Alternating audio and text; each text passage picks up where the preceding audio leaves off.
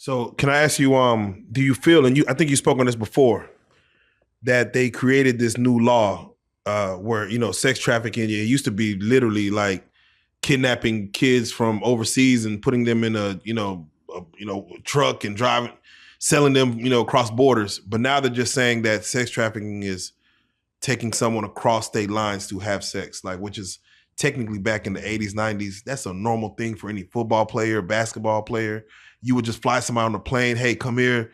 It's just normal, but now they're making it criminal where they're attacking technically every black celebrity that has probably just entertained any woman to fly. What they used to say, I got flued out, is what the females would say. They're looking at that as, no, that's against the law now. Well, let me break it down to you, bro.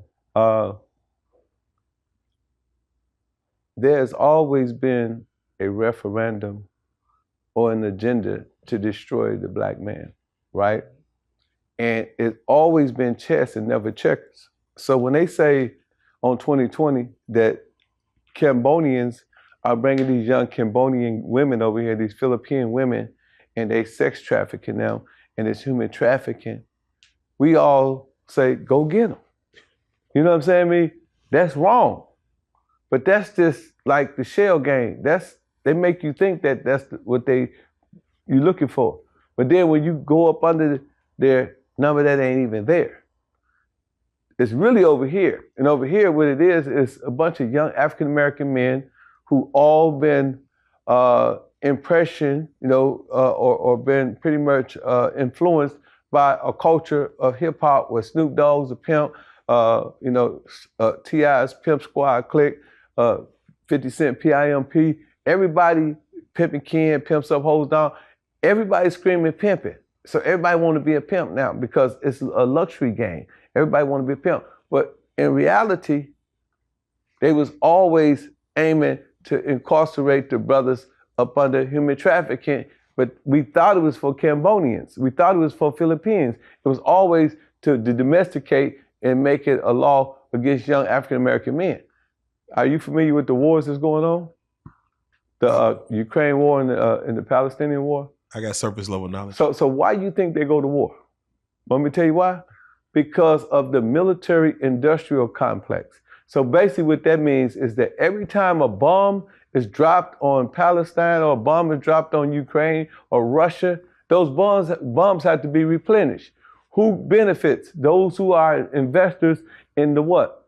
Military-industrial complex. They have stock in these different companies, and that's why they keep going to war. That's why they keep throwing them weapons. You say where they can't stockpile too much. They say they gave them $100 billion. $100 billion in what? In weaponry, right? And then they say, well, we got to go and we got to get a defense budget to what? Replace those bombs. Who make the money? The people who are the ones that's making the law that know that these bombs have to be replenished. So they whisper to their friends, they whisper to their little cliques, and their cliques go and they invest in stock, military-industrial complex, and the same thing with the prison system. We're finna make this law called human trafficking. We finna make this law called sex trafficking, and guess who we're gonna get? We're gonna get all these rappers who import women all the time.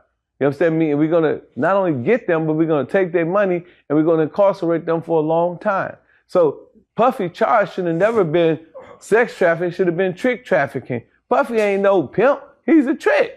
You know what I'm saying? Think about it. I mean, yeah, he said, they tell you, he spent lots of money on oil. That's what tricks do. You know what I'm saying? He ain't no pimp, but they trying to paint him as a pimp because they know all the way back from the 60s with the black exploitation films, the Mac and Pimps Up, Hoes Down, all that stuff. The pimp has been demonized. He has been considered public enemy number one. So if they can paint Puffy as a pimp, they know ain't nobody gonna stand by him because don't nobody like a pimp but a pimp and a hoe. You know what I'm saying? So that's the problem. The problem is they playing the shell game and they switching and moving cars and moving balls around and everybody thinks it's all about this and it's really about the demise of, the black man. So can we just go on record one more time and say Puff Daddy is not a pimp? Puffy is not a pimp. Okay. He said if they would make him look more like a trick, he might. His charges should have been trick trafficking, not sex trafficking. Yeah. Think about it. Think about it. Puffy ordered sex workers from all over the country. This is how the news song. They all came in. He paid them wealth. He paid them hefty money to have sex. A pimp ain't ordering no sex workers. He's sending sex workers. And what is that illegal?